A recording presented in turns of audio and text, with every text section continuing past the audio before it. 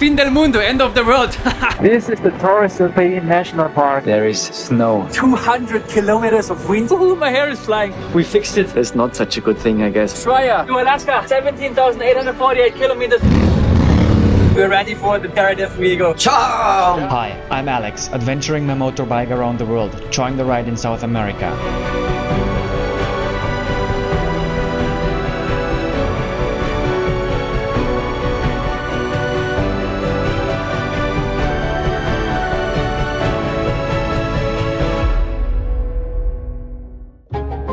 There's a silence found only at the edge of the world.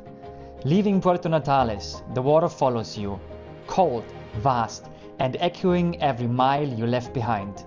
Here, the weight of the world finally falls away. We don't cross this vastness alone. 3 riders, 1 rhythm.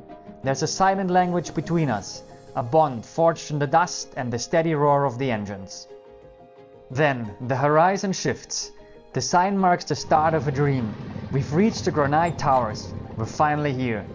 Let's take the Eagle's view. We're now going to loop Torres del Paine. Then we head further to Punta Arenas in the Tierra del Fuego, further to Ushuaia and the end of the world. From there we head all the way up to Comodoro Rivadavia.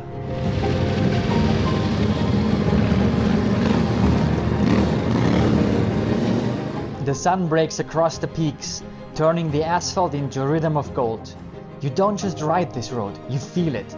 Every turn is a heartbeat, every mile a confession of total freedom. With the towers looming closer, the world feels infinite and intimate all at once. This isn't just a trip anymore, this is what it feels like to be truly alive. You might remember the smell that I was talking about. Actually, it's this bush. This bush is making this beautiful American 5-star hotel style smell. Incredible.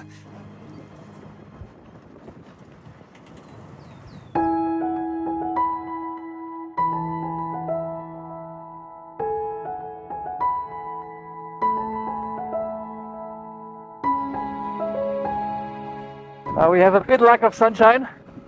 Look over there. The sun is shining onto the mountains, but most of the areas are a bit like grey today.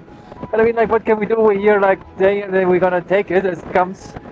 The next few days will be even worse. But the smell is incredible. This is just so beautiful.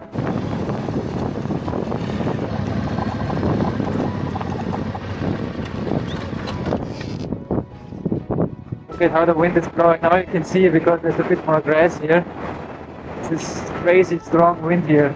Oh, look at how beautiful. This is the Torres del Paine National Park. We only have like 11:30. So let's see what the day brings.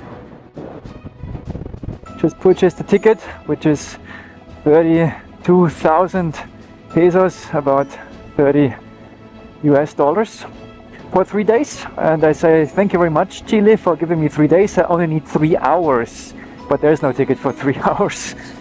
Yeah, we're happy to pay the money because we support good roads, as we can see. And how about making the road a bit more smooth here? Brothers and sisters.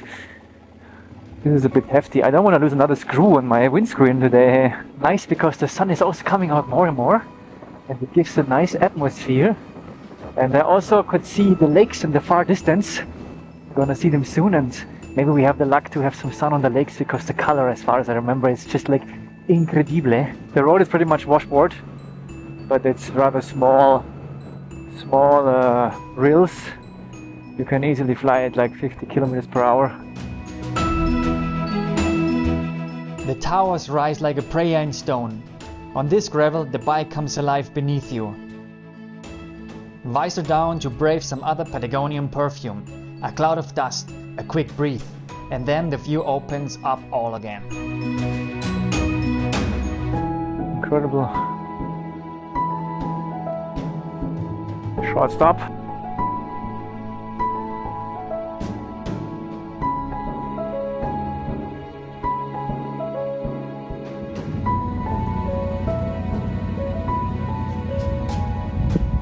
The road stretches forward forever. No more turns, no more noise. Just the hum of the engine and the crushing beauty of being small in a world this big. Numbers on a screen to prove we were here, but the feeling, that stays off the charts.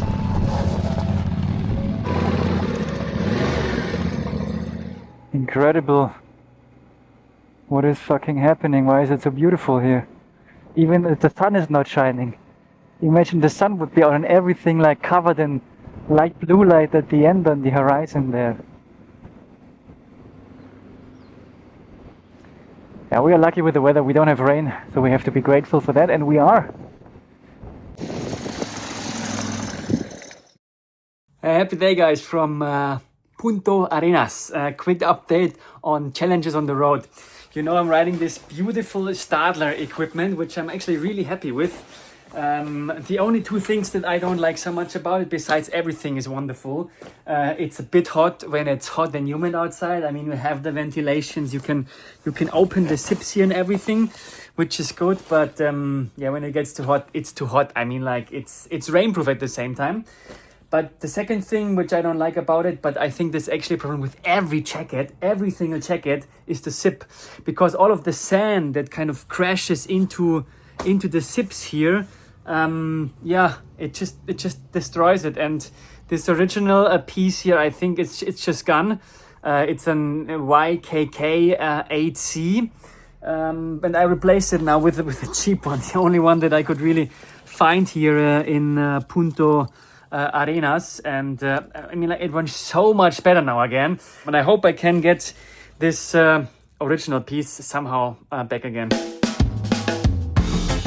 First on deck, now the real fun begins. Fixing the bike to the board to make sure this bike doesn't decide to go for a swim in the crossing. Skip that. It's pouring, it's slippery, and the boots are soaked. But with a bike like this, even the ferry feels like a party. Okay. It's a bit funny here, we have very rough sea outside. Now we're gonna have a 2-hour ride and they ask me to stand here and hold the motorbike all the time. I mean, like, guys, what is going on? How shall we do this? Okay, guys, now we fixed it.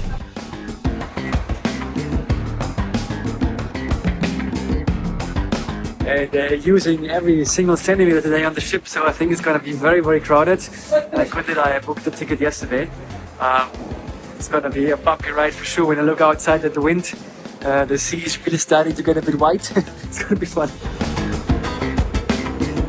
Yeah, folks, we're crossing the Magellan Strait. That was the kind of path through that Ferdinand Magellan discovered somewhere in the 16th century, I think. It's actually a shortcut here in the south of Argentina, so you don't have to go via the southern Cape Horn, which is obviously known for very windy conditions and very difficult to navigate. Many ships kind of sank there, so we're crossing it safely. Hey, the boat ride is not too bad. We have tailwind and it's just pushing us over here to Tierra del Fuego. A couple of days ago, they had 200 kilometers of wind here. 200. All the roads in Patagonia were closed, like in the east side of the Andes.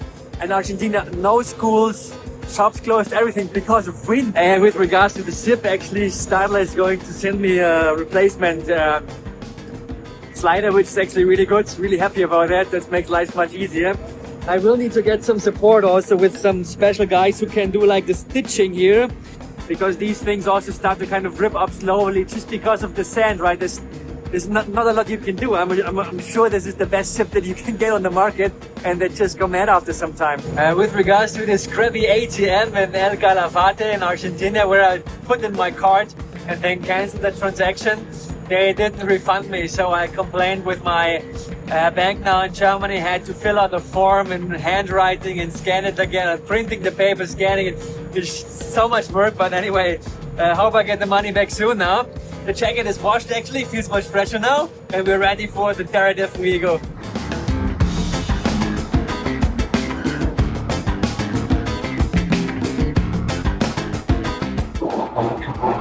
What the heck are they doing here? See you later, alligator. And you know, like, why it's called Tierra del Fuego?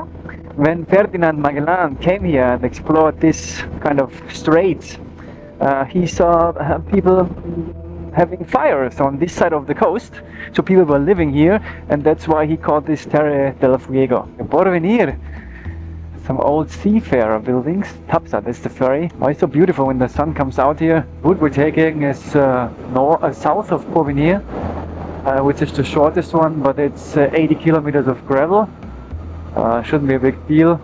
I'm just lucky it's not too hot today and my chain does not get dirty immediately right away. Yeah, beautiful scenery. Look at this. We're riding along the shore and enjoying the countryside. Oh, look, a fox just crossing the road here. Probably you haven't seen it because it's too small for you, but I can tell you there was a fox. I can easily go like 70 in 6th gear here because you also have tailwind. Rather convenient to ride. I prefer standing up because I just feel a bit more stable riding here on the gravel roads in Chile on Tierra del Fuego. Bit of cattle over there, bit of a rugged landscape here. On Tierra del Fuego we have like 250,000 people living there, also animals here riding around, jumping over the fences. What can I say? Beautiful. Look down the road along the seaside here. Here they are, beautiful animals. They're jumping away now. It's so convenient and calm to ride. I have tailwind all the time. We're using like 2.5 liters, even less than that at the moment because it goes a bit downhill. The scenery is nice. It's steppe. Some sheep out there. It's a bit boring, but it has character also to a certain extent. So yeah, it's good. There's a water, just like the side of the road where the animals can kind of drink. You see the wind on the water. There is really something happening out here. Now we're going to the paso now, then cross it. Then we're going to the border, check out in Chile, check in Argentina. Then we're heading to Rio Grande in this little, not even a village, I don't know, some small houses just in the countryside behind green grass. We have to stop here. And I always love to go to the front, right? Going to the front, do some party here, and then just see what's happening. Where does the wind come from? It's from behind, I think, so we just put the motorbike here. Here at Casita del Mar in Rio Grande on the Argentinian side. I wanted to go to Ushuaia today, but the challenge is there is snow and lots of wind. They call it Paso Garibaldi, and there's a lake up there. And it's gonna be snow today and probably also tomorrow, so I'm stuck here. But it's not a big problem because I'm here with very friendly people. I'm spending the time here with family, Mariana. Hola! And, Hola! So friendly. This is really Argentinian hospitality. For my friends at home in Germany, we're listening to Antenne Bayern. The folks put it up by themselves. I told you that it's so difficult to get money here, cash, like the cambio is not available everywhere and the ATMs charge so high fees. You want to get out 60,000, you pay 15,000 in fees. So I found a different way to get cash. You send it via Western Union, which is like a small supermarket, like a booth they have here. You kind of pay with Apple Pay on your mobile. Then they can see it somehow in their system. You give them a number, give them your passport, and then they give you the money, the cash. That's how it goes here. It's different, but it worked. Hoy muy calor. Un poquito de yoga de la mañana. Ciao! Ciao, ciao, ciao, ciao! Yeah.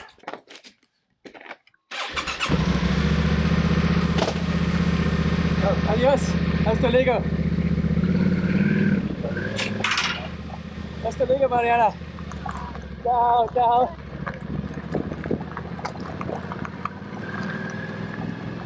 All right, this was a beautiful stay at Mariana's Casita de la Mar, I think. It's a bit further outside from the city center, but she is so kind. She's so hospitable, a very, very friendly lady, and also her partner and Alejandro and all the guests, they were very friendly. I paid like 20,000 Argentinos for a single bedroom with shared bathroom, which is like $14 US. Yeah, now we're heading towards Ushuaia. It's gonna be a ride of about 3 hours. We're taking it slowly, like 4 hours maybe, do a stop every now and then. And it's high season now at the moment, right? It's about to get Christmas. It is Christmas time already, but we're just like 6 days away. And Ushuaia is becoming more and more busy. So I booked a dorm bed for tonight. Actually for the same price, 20,000 Argentinian pesos. 3-bed dorm, shared bathroom. Yeah, that's the difference in location, right? Driving around this reductor. And we're gonna hit the road. So Rio Grande here, this is like the suburbs, a bit further outside from the capital. This is like I think like a new area that they built just a couple of years ago. I heard these reductors, they will stop us more often all the way down to Alaska, all the way up to Alaska. And people here with their rather old cars just go very slowly because they don't want to break the bearings or whatever will break.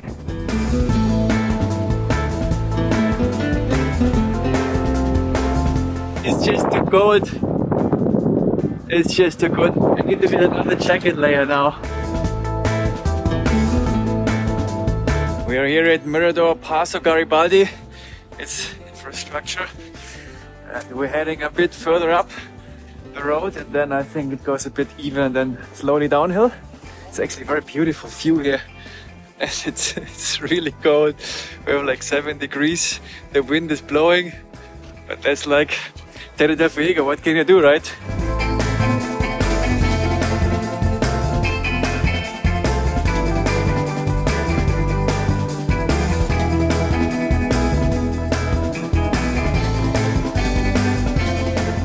Guys, I made it to Ushuaia, the furthest south city on our planet. It's really cold, it's really beautiful, it's summertime and it's touristic. But I still like it. You only come here once in a lifetime, and now together with Nicolas, we're gonna go for some lunch. Let's do it. Bye guys.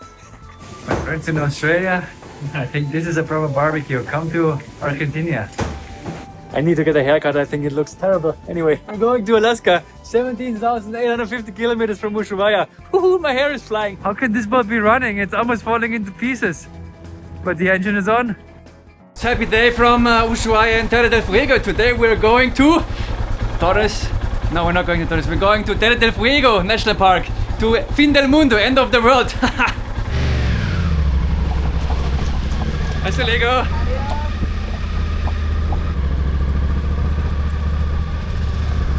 Alrighty, driving together with Nicolas from Buenos Aires today. He's on the Himalayan. And it's not very far to go, like 20 kilometers. We have to go to the national park. It's gonna be an entrance fee again. Luckily, I will have to pay more than locals, as usual. Ui.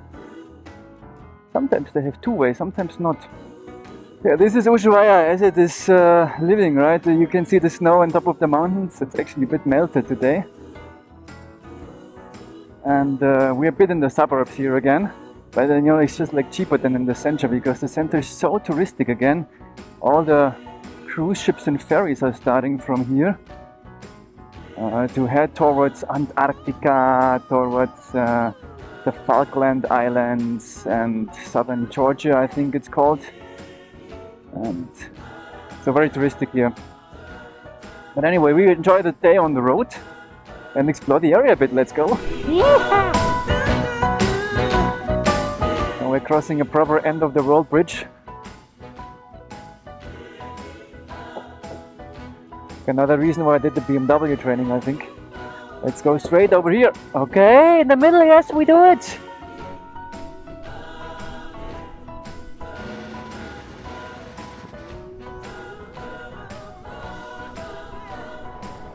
This is a nice place actually.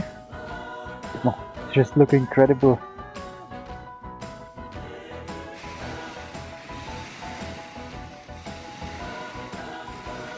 Yes! Taiwan power! Taiwan power! Taiwan #1! It's where the road ends and the tourists gather. So touristic here, Ushuaia.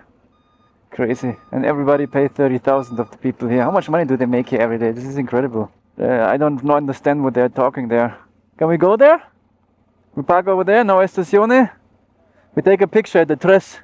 Route 3, see? See? Let's do this, yeah.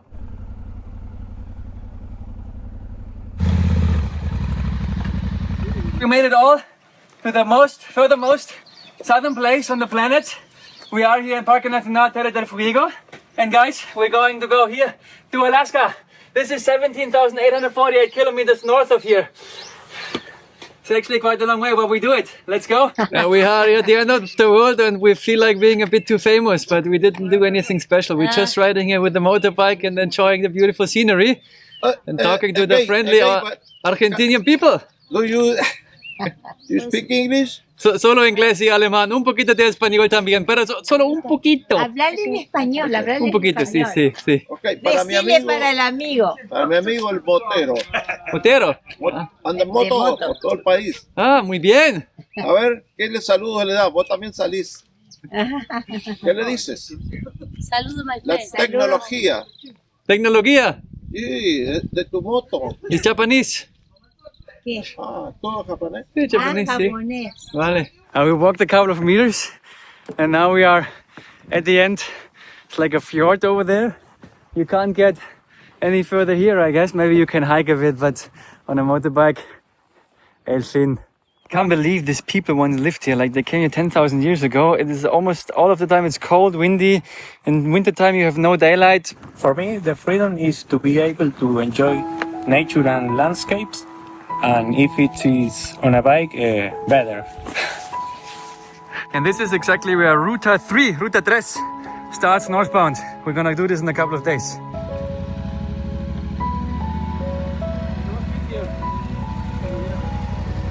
More than 17,000 kilometers are ahead of us. Going along all the Panamericana through many countries. We are going to see Argentina, Uruguay, Brazil, Paraguay, Bolivia, and Peru, Ecuador, Colombia. From there we're going to ship para Avignon, air freight into Panama. From Panama we're going north into Costa Rica, Nicaragua, El Salvador, Mexico, United States, if they let us in, Canada, and back into the States, Alaska. It's gonna be a big trip. I'm really excited about it.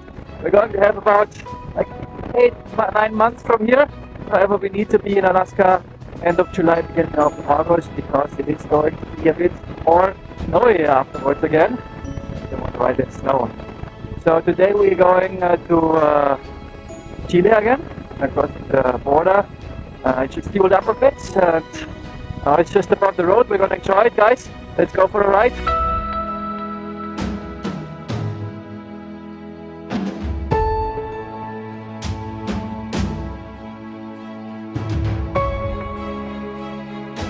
Raining, that's not gonna be too much fun now.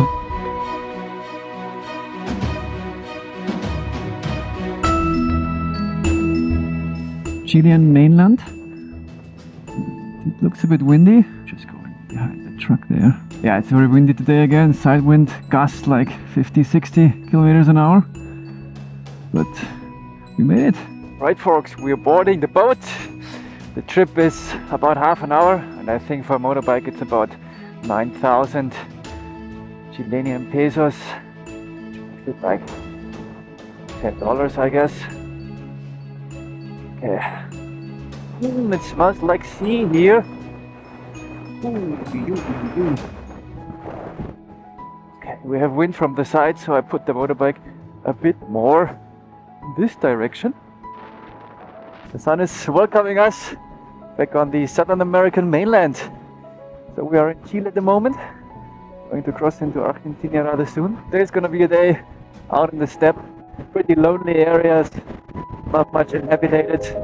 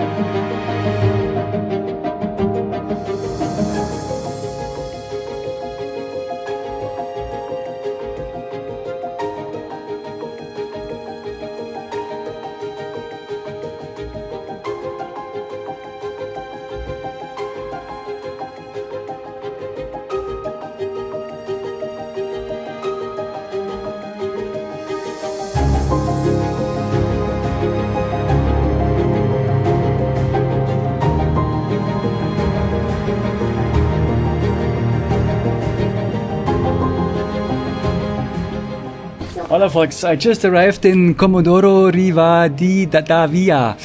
It's on the east coast of Argentina, and I needed to get a new oil filter for the Yamaha, but this is like 60,000, which is like 33 euros for an oil filter here, and this is like everything is so expensive. Obviously they're right, but I need to do oil change sooner or later. Now I was looking for a place to stay, and I got a recommendation from the owner of the Yamaha store, and he said like there's a motorbike place, but they charge 80,000, right? And I said, how can I afford this, right? It's not possible. 80,000 is like 50 euros for one night of sleeping, right? This is not my budget. And now I found this motor Passada. Scorpio. Motor Safari. Come acá. Tell you too. Hola. Ese muy vale porque it's only 25,000. Solo 25,000. Es fair price. Se puede comer igual. Muchas gracias. Aparte. Perfecto. Some of you might remember my decision not to do the valve clearance, but actually I think I changed my opinion about it because the way I'm riding it, I think actually that the exhaust valves are being under high pressure. Which I was not aware of. First of all, I was thinking I'm using a pre-air filter most of the time, which causes like less air to go in and more fuel, which I was actually thinking is a colder ignition and a colder burning, but actually that's not the case. Obviously there's more temperature on the valve if you go with a pre-air filter. And then also I was going rather like lower revs. I mean, like I was not opening the throttle at lower revs, but it also looks like that the temperature is just higher at lower revs at the valves, and the exhaust valves, are just being more under stress. And the high revs is actually not so much the problem. At least that's what I learned now, talking like an hour to ChatGPT about this topic. So I think actually I'm at 65,000 now. That I urgently need to do a valve clearance. I'm thinking now like I'm not gonna do it in Chile because it's so expensive, everything. Maybe I go back to Chile, Puerto Montt, Bariloche, close to Bariloche, and just do it there. I mean, there's like a 250 kilometer one way. I need to think about it. It's not such a good thing, I guess, because I don't want to have problems with the engine and having a fail off that is very difficult, or even not to be able to repair at all. I don't like to do valve clearance. That's going to be a big job. I want to say some greetings to Oxford. You guys really suck, to be honest. You really suck. I mean, like, this was broken here. Now I bought a new one, right? Yesterday I jumped on the bike and like I just stopped it for like half an hour to have some snacks. And I was riding, and both heated grips went on without the light being on. I didn't even turn it on, they just went on after I started. I put up, went green, put down, so then they went down again, so they didn't heat anymore. And now it doesn't work at all anymore. Now this thing is broken as well. Hey guys, what are you manufacturing? This is for motorbikes. This is fucking expensive stuff, and you just kind of engineer it so badly. I'm gonna give you a review on Google and all the platforms. Nobody can buy this stuff anymore. This is the worst quality I've ever seen. It just breaks because of nothing. Up a couple of times, no lights are changing, but I have the feeling the right grip is getting warm now. The left not so much. So I don't know what's wrong with that. Can I overtake you? It looks like, yeah, let's do this. Go!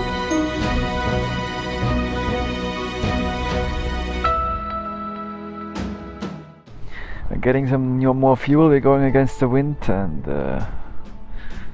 I can't stop thinking about the valve clearance, to be honest. I'm just like thinking, will it be over, will it be not over? I mean, like in the end I just have to check it, right? But I was also thinking I'm going so slowly all the time, like 70, 80 kilometers an hour, not very fast at all. And I mean, like,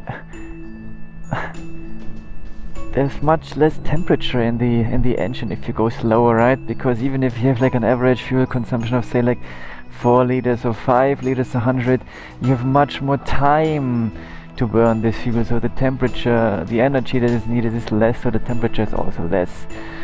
But still, we are 65,000 now, and you should have done it at 40,000. We are more than 50% over the recommendation, and even like in the United States, like where you have more like long distance traveling, they recommend to check it much earlier. I don't know like how these things all work together, right? So as I have no idea, just follow the instructions and I do the valve clearance check, and that's gonna be fun in the end. I really want to know like how it looks like. I'm also interested now. At 20 kilometers per liter, deleting the trip. Actually, I just want to check what the chain looks like. I hope it should be still okay. Yeah, still okay, but not forever. We can still ride it, I guess. We're going further west now, and then we're heading back to the Ruta 40, going north. I just realized here at the fuel station they have 12% bioethanol, which is a bit crazy because it's actually more than in Europe.